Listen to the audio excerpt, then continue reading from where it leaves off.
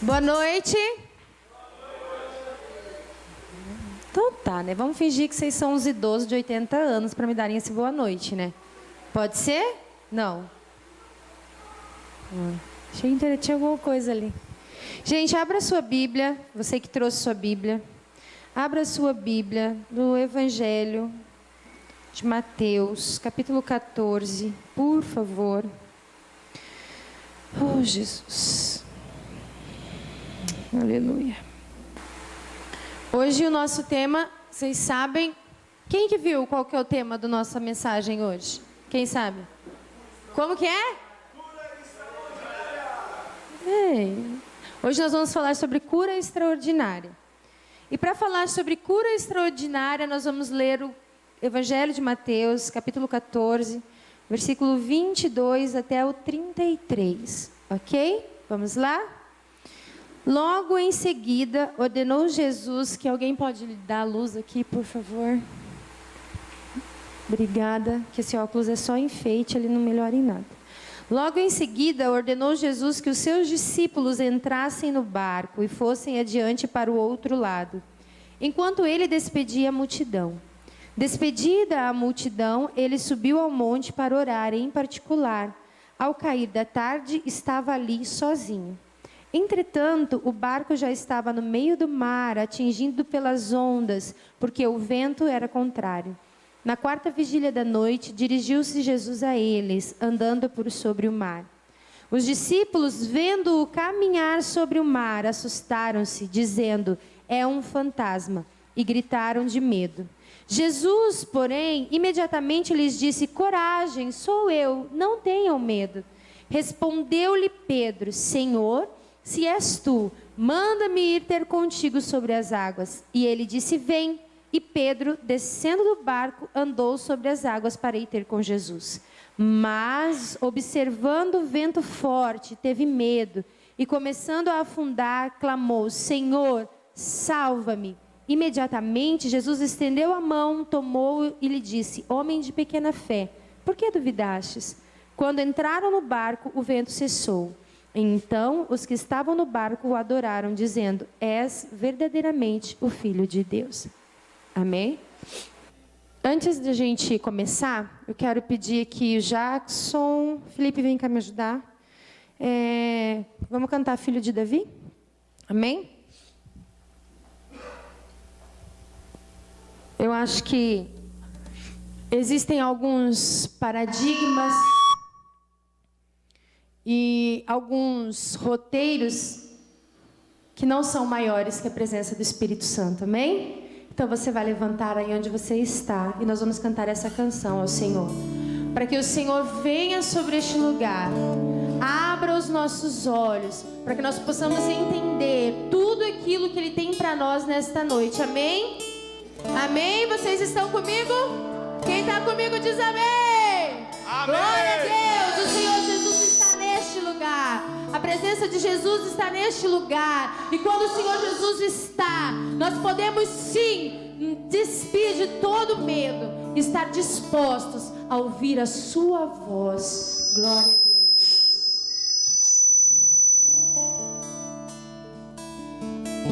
Oh, Jesus.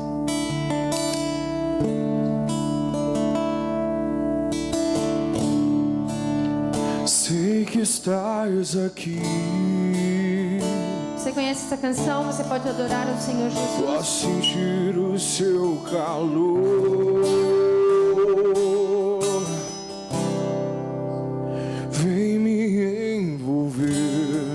Diga a Ele: me constranger com o seu amor. Me constranger com o seu amor. Sabemos, Jesus, que Tu és real neste lugar. Sei que estás aqui. Posso sentir o seu calor.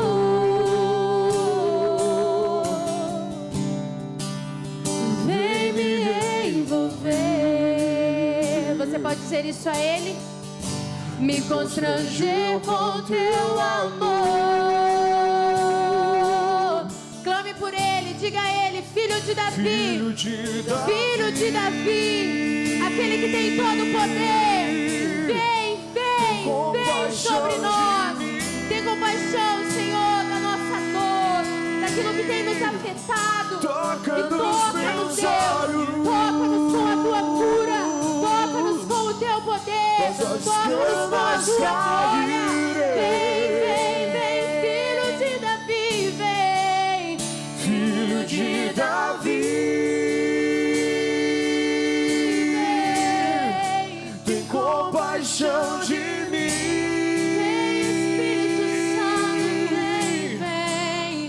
Toca nos meus olhos, Senhor, pois eu quero te ver. filho de Davi, Filho de Davi, tem compaixão de mim. Jesus, tem compaixão de nós. Toca nos meus olhos, faz as escamas caírem. Vem, Senhor, vem, Senhor. Filho de Davi, tem compaixão de mim.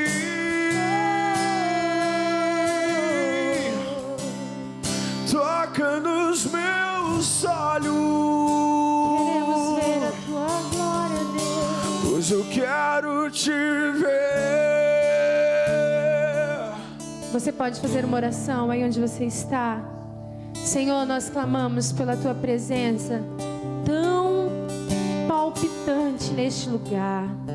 Clamamos, Jesus, pela tua presença, porque a palavra diz que se nós conhecermos a verdade nos libertará.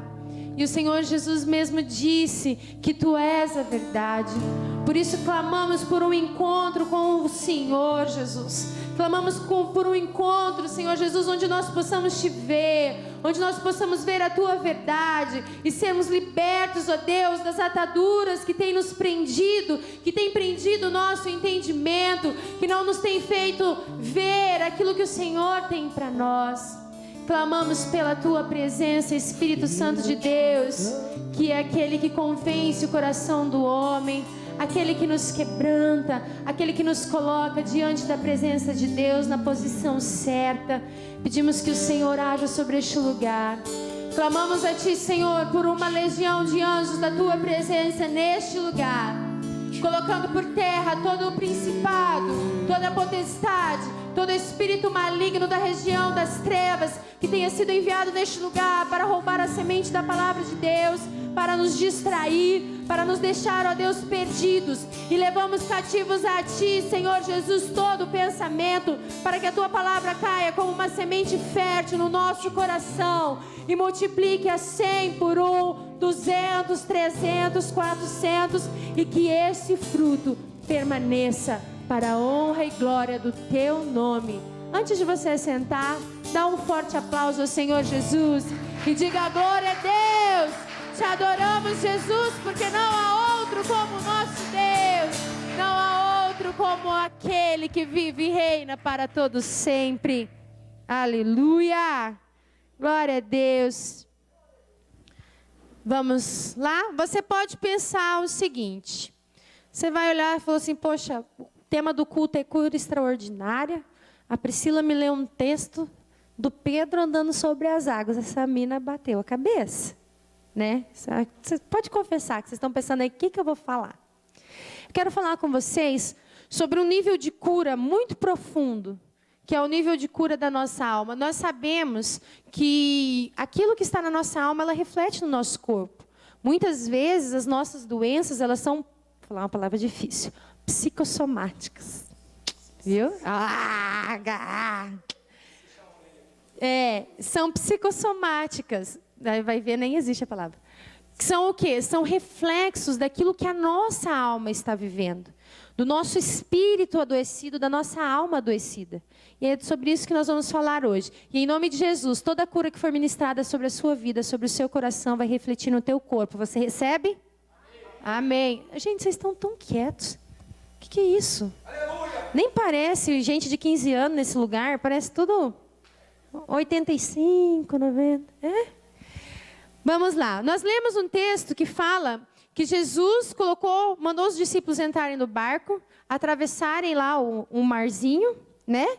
Que ele ia encontrar eles lá do outro lado. Aí você pode falar assim, meu Deus, mas que mar é esse que encontra do outro lado? É porque o mar da Galileia é um grande lago, muito maior que um lago que recebe o nome de mar, ok? Então, se você ficar na dúvida, mas como que chega do outro lado do mar? Sem levar 5 anos, né? Num barquinho lá, remando. É porque era um grande lago que levava o nome de Mar da Galileia. Essa palavra, ela tem umas verdades muito fortes para nós. Jesus, ele manda os discípulos entrarem no barco, atravessarem, que ele vai encontrar.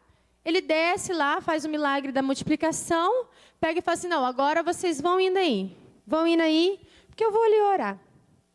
E quando ele está orando, ele está ali falando com o Pai, daí ele desce e vai encontrá-los pelo mar. Sabe o que eu acho interessante nisso? Que Jesus mesmo disse que tudo que ele fazia é porque ele tinha visto o Pai fazer.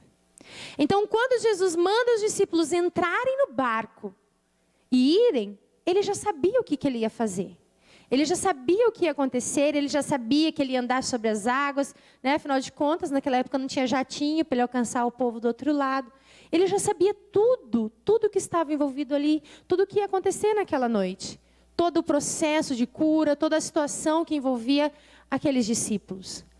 Então, olha aí para a pessoa que está do teu lado agora, dá aquela olhada massa, tá? Bem legal. Faz aquele olhar intelectual. Deixa eu ver o olhar de intelectual. E agora diga para a pessoa que está do seu lado, fala assim, Jesus já sabe o que Ele vai fazer na tua vida nessa noite. Amém? Jesus já sabe o que Ele vai fazer na tua vida nessa noite. A Bíblia diz que o Senhor é presciente, que desde antes da eternidade Ele já conhece todas as coisas. A Bíblia diz que desde antes da eternidade, Ele já chamou o teu nome, Ele viu você antes de você ser gerado no ventre da sua mãe. Antes da sua mãe decidir se você chamava João ou Astolfo, Ele já sabia que você ia chamar Astolfo, né? E já preparou a cura lá na cruz do Calvário. Isso é presciência. Mesmo antes que nós possamos imaginar as situações da nossa vida, o Senhor Jesus já tem a cura preparada para nós. Amém? Amém? Glória a Deus. Aleluia. Outra coisa que eu acho muito interessante nesse texto é que a palavra diz, lá no versículo 13, se eu não me engano, começa a história da multiplicação dos pães e dos peixes. Que Jesus foi lá, a multidão, 5.000 homens, não tinham o que comer, os discípulos queriam mandar o povo embora com fome. Daí Jesus inventa de dar o que comer para o povo, né? Não tinha pão, não tinha peixe, tinha 5 pães e 2 peixinhos. E o que Jesus faz? Jesus mostra para os discípulos que Ele tinha poder para fazer milagres. Então, esse é um primeiro momento em que Jesus está se mostrando como alguém que pode fazer milagres. Só que quando Jesus despede os discípulos no barco, Ele tem o intuito de demonstrar para eles um outro tipo de Jesus. Tem o intuito de mostrar para eles o Jesus Filho de Deus, que anda sobre as águas. E não só o Jesus que cura, que faz milagres. Então, o nosso relacionamento com Deus, ele tem que ir além do milagre. Além de você buscar a Deus para você ter isso, ter aquilo, para você receber isso ou receber aquilo, uma causa na justiça, um problema de saúde, um relacionamento conjugal. Além disso, isso talvez seja a estratégia de marketing do Evangelho, os milagres, né? Propaganda é a alma do negócio. Então, o que aconteceu? Jesus começou a fazer uns milagres lá, pá, né? Boca a boca, aquele negócio que vale mais do que 1000 palavras. Alguém não vale mais, não combinou, né? A boca vale mais do que a mídia, né? Dizem que o boca a boca vale mais. Jesus começou a fazer os milagres, o povo começou a comentar, daí um vinha, outro vinha, de repente já era uma multidão. Só que o milagre, ele não é o fim.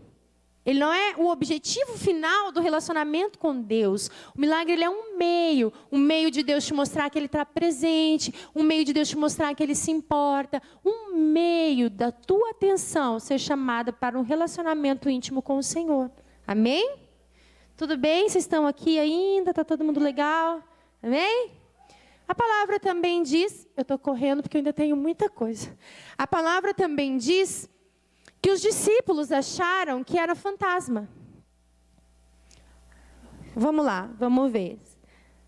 Cadê aqui o versículo 26? Os discípulos, vendo-o caminhar sobre o mar, assustaram-se, dizendo, é um fantasma, e gritaram de medo. Sabe por quê que eles olharam e acharam que era um fantasma? Porque eles ainda não conheciam esse Jesus, Filho de Deus. Eles conheciam Jesus que fazia milagre. Eles não tinham passado por esse nível de conhecer o Jesus que tem todo o poder, que faz todas as coisas. Então, quando nós não temos uma visão de quem Jesus é, nós ficamos limitados àquilo que nós vemos acontecer. Amém? Então, não tem como a gente agir sobrenaturalmente se nós só sabemos aquilo que os outros vivem. Né? Porque a Bíblia não conta nenhum milagre que os discípulos em si viveram. Nenhum que era aleijado, nenhum que... Deixa eu ver se algum discípulo morreu. Não, é Lázaro que morreu, não era discípulo. Não fala. A Bíblia não mostra o Senhor Jesus fazendo milagres pelos discípulos. Então, eles estavam vivendo uma experiência de que eles estavam vendo as coisas acontecer com os outros. Mas o que Jesus queria mostrar para eles é que eles fariam aquilo porque eles teriam um nível de relacionamento diferenciado, a intimidade. Uma coisa também que eu percebo é que o milagre é para a multidão. O andar sobre as águas é só para os íntimos. Jesus não levou a multidão toda no barco e agora falou assim, vamos aí galera, vamos ver, quem que vai andar sobre a água? Vem vindo aí. Não foi assim. A multidão teve o pão e o peixe multiplicado. Os discípulos, os íntimos, os que estavam andando com Jesus, tiveram a experiência de ver Pedro andar sobre as águas. Outra coisa muito interessante, né? Porque Jesus disse, eu estou indo aí, galera, não tenham medo, sou eu. Aí Pedro, nosso amigo, né? Maior referência do sanguíneo, glória a Deus que existe um sanguíneo abençoado na Bíblia. Ele pega e fala, Jesus, se é você mesmo, então eu quero ir aí. Vamos ver se é você. Pedro foi o único que se dispôs a viver um relacionamento diferente com Deus, com Jesus. Pedro foi o único que se dispôs a conhecer Jesus além do que os outros já conheciam. Eles não eram mais a multidão, eles não estavam mais no meio da multidão, eles eram poucos, mas ainda assim só Pedro se dispôs a sair do barco e andar sobre a água. Então, tudo isso me leva a falar sobre algo muito importante nesta noite, que são os agentes limitadores da nossa vida. A Bíblia diz que eles estavam com medo, por isso que eles acharam que era um fantasma. Sabe por que eles estavam com medo? Porque eles tinham traumas, né? Quem nunca foi assustado na 5ª série, no banheiro escuro? Não? Alguém gritar? Não? É escuro. A mulher do banheiro. Quem nunca ouviu a história da mulher do banheiro? Né? Que você ficava com medo de ir no banheiro? Né? Quem nunca ouviu? Que mais? Quem nunca ouviu aquela música, dorme, neném, que a cuca vem pegar? Eu não dormiria, eu ficaria com os olhos bem estatalados, porque se eu dormir ela vai pegar. Né? Então, assim, é meio louco. Você manda a criança dormir para a cuca vir pegar. Nós vivemos num mundo e em meio a situações que geram traumas, abalam as nossas emoções. E esses traumas, essas coisas que nos abalam, que mexem com a nossa expectativa, que nos iludem, né? Que eles vão gerando um medo limitador. O medo, ele é limitador, ele é paralisante.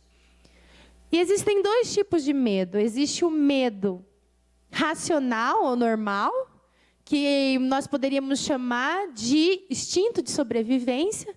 Por exemplo, eu não vou atravessar a rua com o carro vindo na minha direção, né? Nem vou ficar no negócio lá de arremessar a faca, porque eu não vou acreditar que o cara não vai acertar em mim. Agora, se vocês quiserem ir lá no show de mágica ficar lá, o problema é de vocês. Eu não fico. E existe um medo que ele é espiritual, que é um medo limitador, que ele é irracional, que ele te domina. Não é algo que te gera um cuidado pela tua vida. É algo que te domina, que te prende, que não te deixa ser aquilo que você precisa ser. Por exemplo, vocês já viram uma pessoa... deixa eu ver para não enrolar a língua. Claustrofóbica?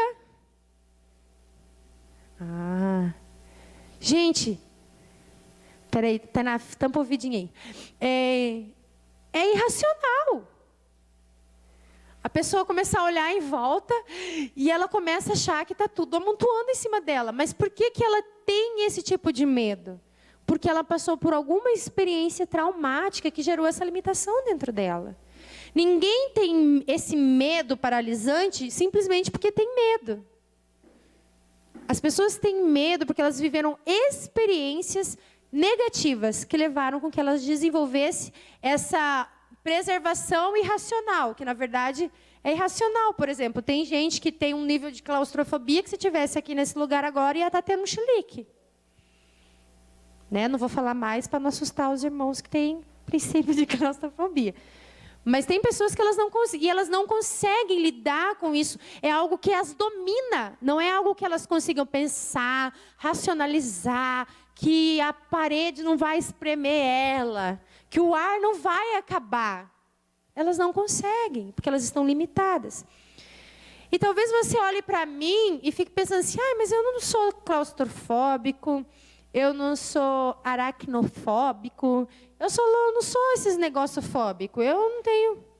Mas aí quando você vai para a tua vida, para o teu dia a dia, que você precisa se arriscar em algumas situações, você se sente paralisado. Né? Quando você precisa arriscar, talvez, vamos falar aqui que é na verdade o foco principal, num relacionamento com Deus, você não sabe por quê, mas você não consegue ir. Deus te chama para orar de madrugada, você fica lá 2 horas rolando na cama e você não levanta para orar. Né? Você vem na igreja, você vê que é lindo, que é maravilhoso, as pessoas viverem uma vida com Deus e é tudo fantástico, mas você não consegue sair da inconstância. O Senhor Jesus te chama para um nível de relacionamento e você não consegue ir. Você vai até um ponto e para. Daí você volta, daí você começa tudo de novo. Porque dentro de você existem alguns traumas que foram gerados na infância, alguns problemas que eles te limitam. Aí você vai falar assim, mas eu nunca tive problema com Deus. Mas talvez você teve um pai autoritário. Mas não, eu não tenho problema com Deus, mas às vezes você foi defraudado nas suas emoções, quando você era uma criança ou depois. E a palavra, ela é clara em dizer que o Senhor, no livro de Efésios, capítulo 3, Ele é o Pai de onde deriva toda a paternidade.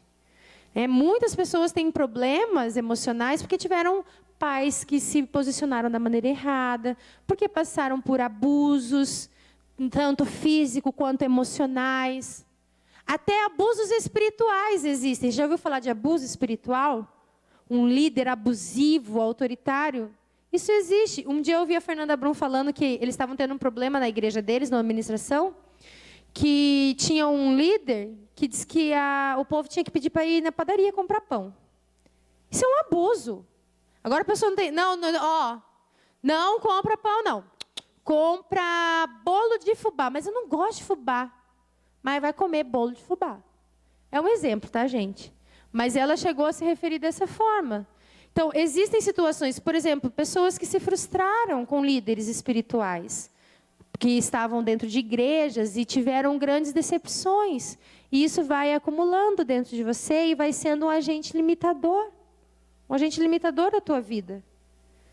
Só que a Bíblia diz que o Senhor, toda a Bíblia diz, e Ele vem andando ali desde Gênesis até Apocalipse, quando diz que Ele vai vir e Ele vai nos levar para ter relacionamento com Ele.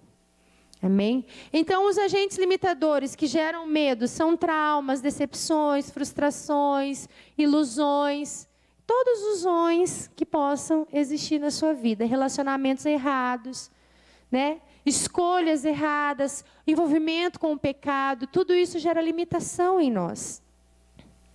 Mas a palavra de Deus diz que a fé é o firme fundamento das coisas que não se veem, mas se esperam.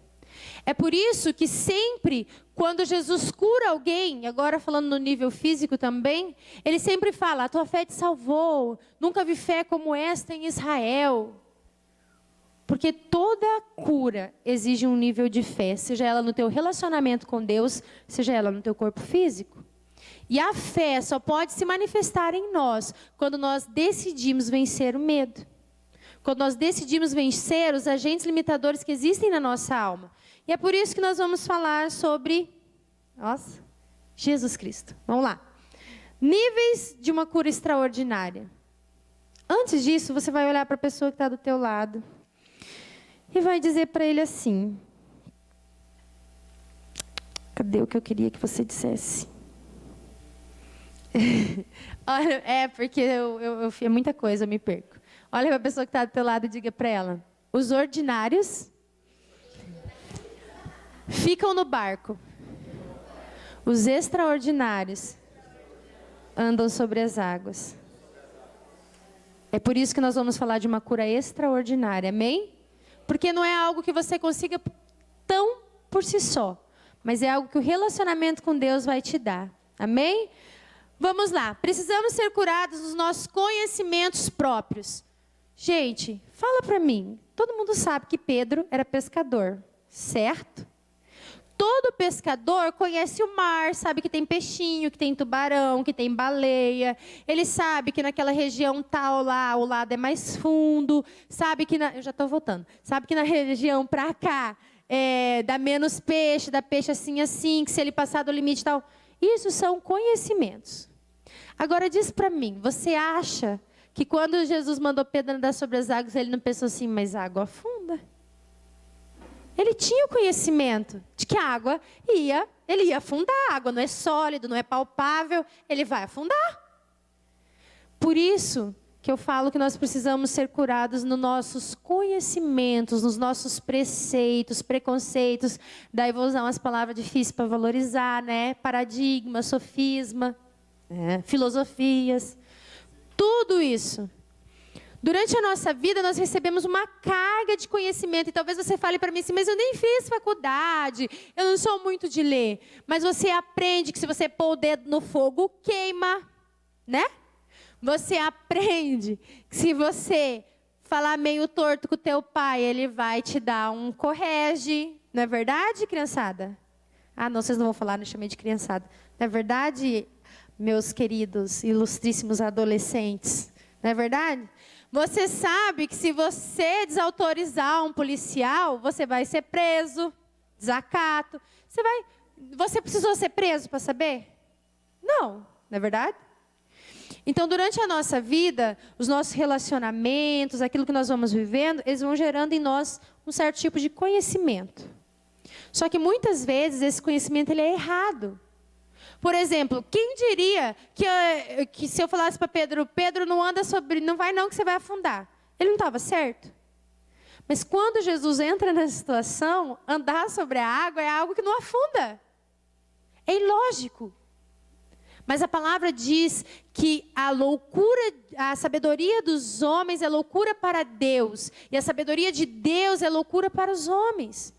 Por isso que quando nós entramos no relacionamento com Deus, nós temos que abrir mão de todas as coisas que nós ouvimos, de tudo aquilo que nós pensamos que é real, para viver aquilo que Ele vai nos ensinar, ser real e ser verdadeiro.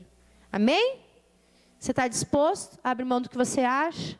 Abrir mão do que você pensa? Né? Abrir mão aí de todos os ensinamentos de Aristóteles, Sócrates. Fala mais um aí. Platão, esses são os famosos. Tem uns que citam uns que eu nunca vi, mas tudo bem. Tite, o Tite é bom. Tite é bom. Flávio Joséfo, essas pessoas aí. Capitão América, o que escreveu o livro de história lá, que você estudou na 7ª série, que a gente nunca sabe o nome. Você tem Wolverine. Você tem que abrir mão de todos esses conhecimentos para conhecer aquilo que Deus quer que você conheça. A palavra diz que o povo perece por falta de conhecimento, mas não é por falta de conhecimento que não sabe que 1 mais 1 é 2. É porque não tem o conhecimento da forma que Deus quer que seja conhecido. Amém?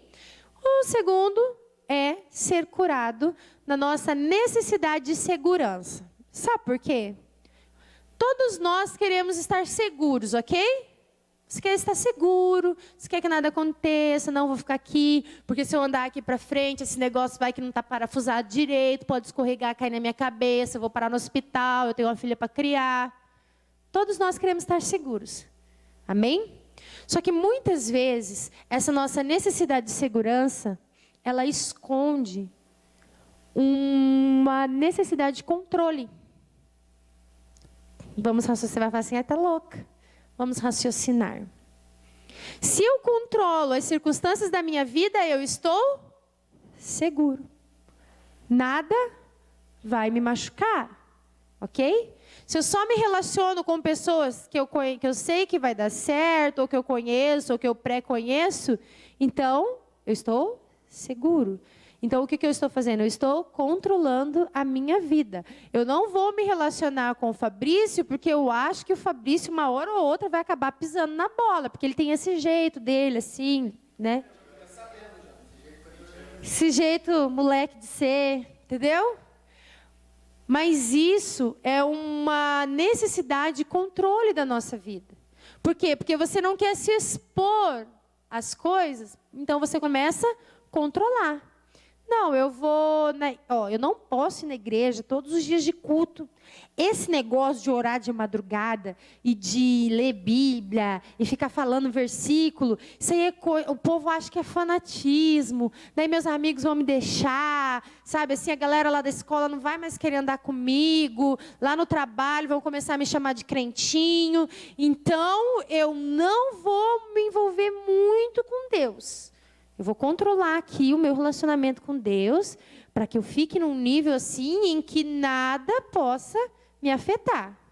E aí você está lá, controlando. E daí Jesus fala, vem andar sobre a água. Aí você fala, não sai do barco, daqui eu não saio, daqui ninguém me tira, eu não vou sair do barco. Sabe por quê? Porque o barco, ele tem leme, né? Você já viu no seu uma jangada? Que eu acho que ainda assim tem um negócio lá que vai direcionar para onde que ela vai. Você já viu um barco que vai para qualquer canto? Alguém vai controlar para que direção ele vai. Então, nós ficamos no barco porque nós estamos controlando. Eu estou indo para cá. Eu não posso perder o controle da minha vida. Eu sou o centro e eu não posso perder o controle da minha vida. E o Senhor Jesus está lá, no meio das águas, né? Lindo e maravilhoso. Imaginei com aquela roupa branca, que eu acho que ele usava branco naquela sujeira lá, que é aquela terra de deserto. Mas tudo bem. Aquela roupa linda lá, batendo ventinho lá, e falando, vem, Eduardo, vem andar aqui comigo sobre as águas. E você está lá, daqui eu não saio, daqui ninguém me tira, daqui eu não saio, daqui ninguém me tira. Né? Jesus está lá, vem Pedro, né? E no Pedro não vai. Já pensou se Pedro não tivesse ido? Você fala assim, eu falei que eu ia, mas pensando bem, vai afundar. Então, só que não, né? Acontece que o barco, vamos pôr o barco como necessidade de controle. O barco, ele é uma ilusão. Porque se você olhar, quando uma tempestade vem, ele é totalmente frágil. Ele é totalmente inseguro. Ele não tem destino. O leme não vai definir para onde você vai no meio de uma tempestade.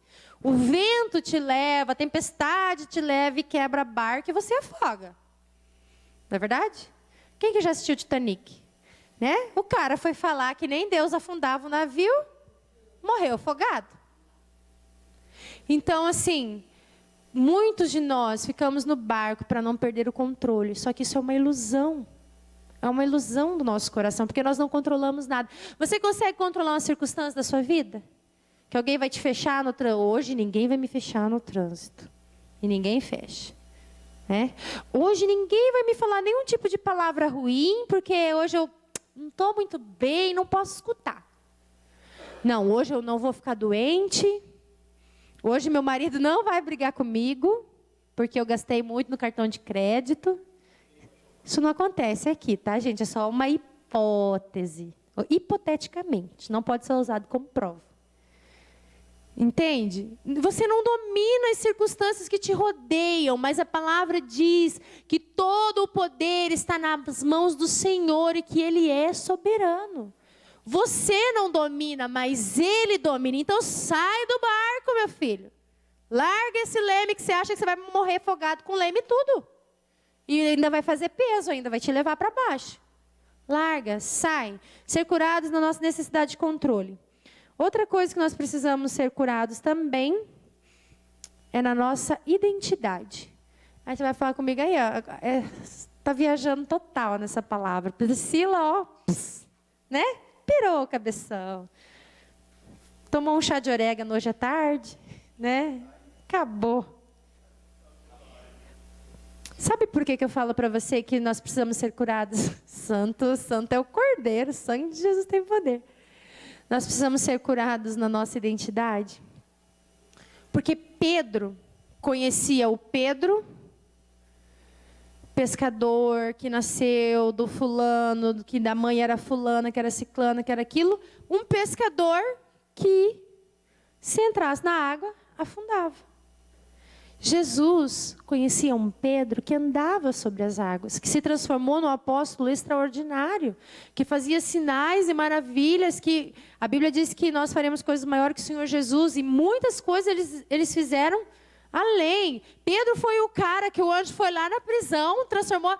Quem já quis ser invisível? Todo mundo quer ser invisível. Todo mundo quer teletransporte, não é verdade? Eu, meu filho, sexta-feira, 6 horas da tarde, tudo que eu quero é piscar e acordar e chegar em casa. Abriu, opa, teletransporte. Tudo que eu quero na minha vida.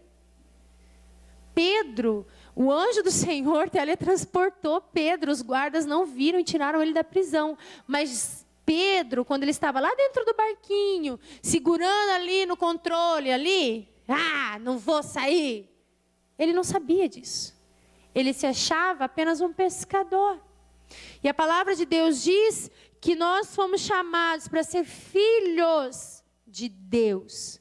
Você não foi chamado para ser apenas uma criatura de Deus, que ouve de Deus, que recebe um milagrinho aqui de vez em quando, papapá. Você foi chamado para ser filho de Deus. A palavra de Deus diz que quando Jesus entrou no mundo, Ele entrou como filho único. Mas quando Ele saiu primogênito de muitos irmãos. Você é filho de Deus. Nossa. Você consegue entender o que isso significa? Você consegue entender que você precisa gerar essa identidade de filho de Deus? Você precisa ser curado nisso. Porque para filho de Deus não existe impossível. Porque o teu pai faz tudo o que você precisa. Para filho de Deus não existe limitação, porque o teu pai é aquele que não tem limites. A palavra diz sobre o filho pródigo. E o que eu vejo que foi mais assolador na vida do filho pródigo, foi que quando ele voltou para casa, ele queria ser apenas um servo. Ele não se achava digno de ser filho. Ele não queria uma postura de filho. Ele não queria identidade de filho. Ele queria apenas ser um servo. Só comer ali, encher a barriga, trabalhar, não morrer de fome. Já estava bom. E quando ele chega, o que o pai faz? O pai coloca anel no dedo. O pai troca roupa. O pai dá sandália. O pai faz festa porque ele é filho. Entende? Filho é muito mais do que servo. Você é servo de Deus, tá? Não vamos levar para o lado pejorativo. Você não é apenas um servo de Deus, você é filho. Você não está aqui nesse reino de Deus simplesmente para trabalhar, comer um pouquinho e trabalhar, e trabalhar, e trabalhar. Você está aqui para se relacionar com um pai que te ama.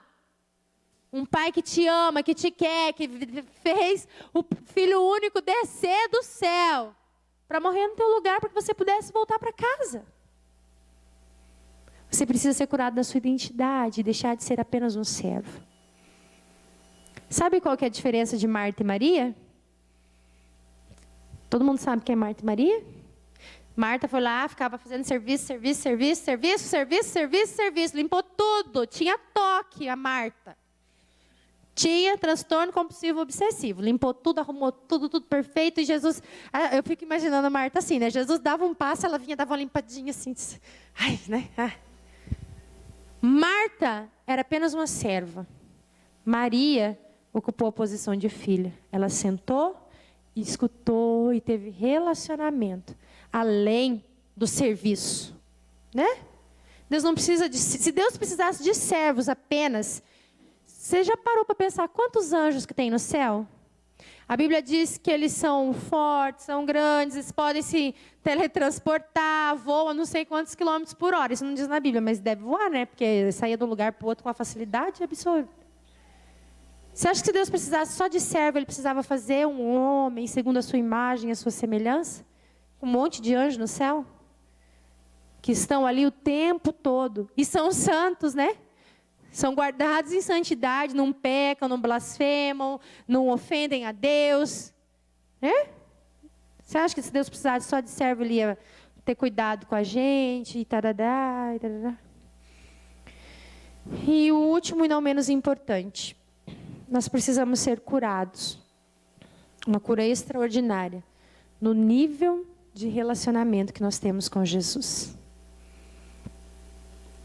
Sabe, o versículo que eu esqueci aqui, diz 29. E ele disse, vem.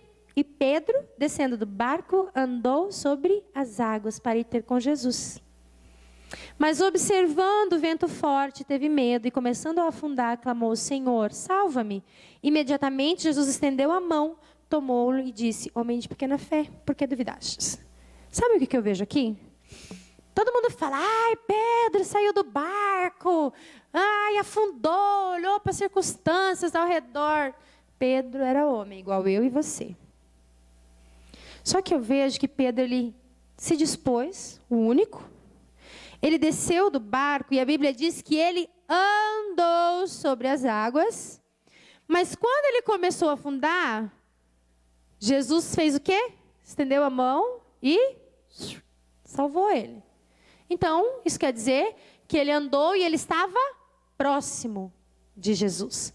Ele não estava mais lá no barco, né, Marco Velho? Ele não estava lá no barco. Ele já tinha chegado lá mais perto de Jesus, que Jesus só esticou a mão e... A Bíblia, se não fosse isso tivesse acontecido, a Bíblia teria dito assim, que Jesus deu um olhar raio-x 3D, levantou Pedro e jogou dentro do barco. Jesus esticou a mão, pegou a mão de Pedro e levantou. Esse é o nível de relacionamento que nós temos que viver. Não é um nível de relacionamento onde eu estou no barco, no controle, aqui, pá, aparentemente segura. Eu não sei quem eu acho que eu sou um servo, eu não sei se eu sou filho, eu não sei para onde que eu vim, para onde que eu vou. E eu estou aqui, mas eu sei que Jesus alguma hora vai fazer alguma coisa por mim. Jesus, Ele quer que você esteja próximo dEle, fora do barco, sem controle, né? Sem controle, uma identidade curada, uma identidade sarada, e o que você esteja ao alcance dEle. É tão interessante que quando Pedro começa a afundar, ele poderia muito bem morrer afogado. Né? Tudo bem que ele devia ser bem pesado, então, né? Para ele afundar assim com tudo, nem dar umas braçadas. Ou ele poderia ter nadado de volta para o barco. Né? Mas a palavra diz que ele disse, Senhor, salva-me. Sabe por quê? Porque ele já tinha andado pelas águas. Ele já tinha visto de perto que era Jesus. E ele sabia que o Senhor Jesus poderia salvá-lo. Ele não precisava se afogar. Talvez a vida que você está levando hoje é uma vida de controle, de necessidade de segurança, de conhecimentos e conceitos, né? Mas o Senhor Jesus tem algo a mais para você. Pedro passou daquele discípulo que vivia os milagres para aquele que diz: tu és o Cristo, Filho do Deus vivo. Capítulo 17. O Senhor Jesus fala para Filipe: e vós, quem dizeis que eu sou? E ele diz: Senhor, tu és o Cristo, o Filho do Deus vivo. Você acha que ele falou isso por quê? Porque o Espírito Santo estava sobre ele, porque ele tinha sido curado no seu relacionamento com o Senhor Jesus. Ele andou sobre a água, ele chegou mais perto, ele sabia quem Jesus era num nível diferente dos outros. Os outros disseram: ah, Senhor, uns dizem que o Senhor é Elias, outros dizem, né, que o Senhor é Moisés, sei lá. Eles não sabiam, eles não tinham a resposta. Mas Pedro tinha, porque Pedro andou com Jesus. Pedro teve mais alguns probleminhas na caminhada dele, mas ele não deixou Jesus. E nós sabemos que Pedro morreu por amor a esse Jesus. Sabe, muitas vezes nós esperamos que Jesus seja um revolucionário, né? A Bíblia sempre fala do Messias, e o povo de Israel esperava um Messias político, uma figura política, um revolucionário que fosse lá, derrubasse Roma e reabilitasse o povo como reino. Mas Jesus era algo muito além do que um ativista político. Ele era o Filho de Deus. Talvez você espere Jesus apenas de uma forma limitada, porque você está dentro do barco. Mas Jesus é muito além do que você possa pensar. Jesus é muito além do que tudo que você já viveu, de todos os conhecimentos que você já teve.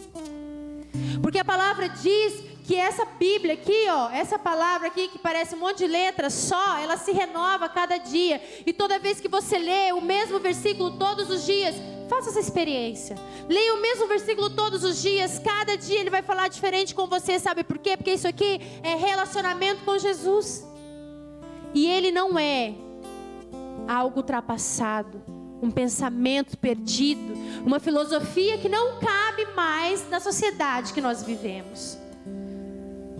O Senhor Jesus quer te levar para um nível de relacionamento com Ele muito além do que você pode imaginar. Um relacionamento onde você vai olhar e vai dizer: tu és o Cristo, Filho do Deus vivo.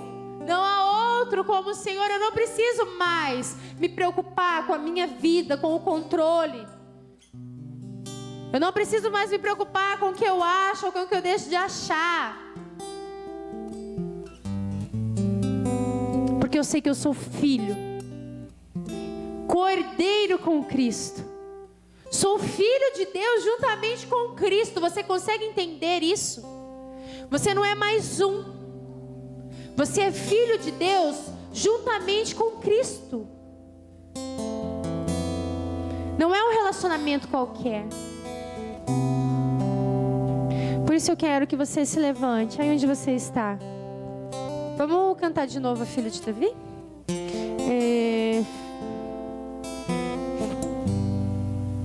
A palavra diz que todas as vezes que Jesus fez milagres, Ele sempre falou da fé.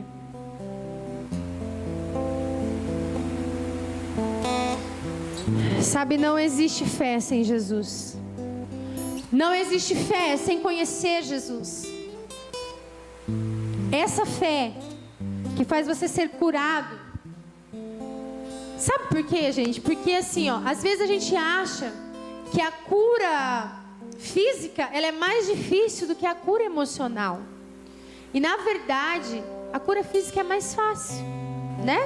Deus vai lá, Deus vai lá, dá uma ordem e tudo volta no lugar. Mas a cura da tua alma, a cura das tuas emoções depende de você. Depende da tua vontade. Depende de você sair do barco e andar sobre as águas. Eu tinha preparado uma música, Thiago, mas não, tá? Existe um poder sobrenatural neste lugar, nessa noite.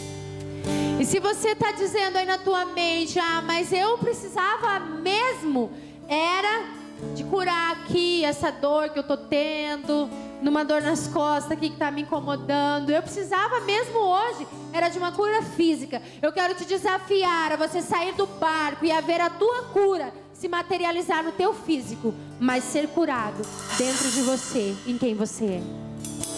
Amém?